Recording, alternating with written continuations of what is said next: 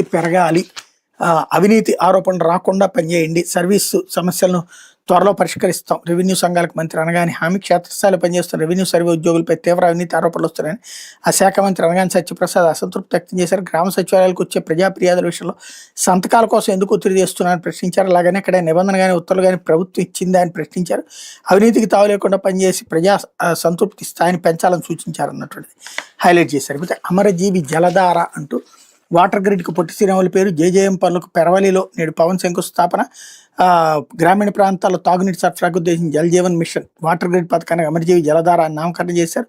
తెలుగు వారికి ప్రత్యేక రాష్ట్రం కావాలని చివరి శ్వాస వరకు పోరాడిన పొట్టి శ్రీరాములు పేరును ప్రతి ఒక్కరు తలుచుకునేలా ఉప ముఖ్యమంత్రి పవన్ కళ్యాణ్ నిర్ణయించారు. ఉమ్మడి తూర్పు పశ్చిమ గోదావరి జిల్లాలకు సంబంధించినటువంటి పనులను శనివారం నిడదవోలు నియోజకవర్గం పెరవల గ్రామంలో పవన్ కళ్యాణ్ శంకుస్థాపన చేయబోతున్నారు అన్నటువంటిది హైలైట్ చేశారు. రాష్ట్రానికి మరో గ్రీన్ ఫీల్డ్ హైవే అంటూ ఖరగ్పూర్, కటక్, విశాఖపట్నం, అమరావతి 446 కిలోమీటర్ల మేర నిర్మించేందుకు ప్రతిపాదన. లాజిస్టిక్ హబ్గా అమరావతిని రాజధాని తీర్చిదిద్దేందుకు రాష్ట్ర ప్రభుత్వం తాజాగా ఉత్తర దక్షిణ రోడ్డు కనెక్టివిటీ ప్రతిపాదించింది. ఖరగ్పూర్, కటక్, విశాఖపట్నం, అమరావతి యాక్సెస్ కంట్రోల్ నూతన గ్రీన్ ఫీల్డ్ హైవేకి సంబంధించి డిపిఆర్ని రాష్ట్ర రోడ్డు రవాణా శాఖ రూపొందిస్తుంది. దీన్ని సాధ్యమైన త్వరగా కేంద్ర ఉపరితల జాతీయ రహదారుల శాఖ నివేదించి ఆమోదం తీసుకుని టెండర్లు పిలవబోతుంది అన్నటువంటిది హైలైట్ చేశారు. ఇది విషయం ఏంటంటే కేంద్ర ప్రభుత్వ పథకాన్ని రాష్ట్రానికి రాసిచ్చేస్తున్నారు అన్నమాట వీళ్ళు.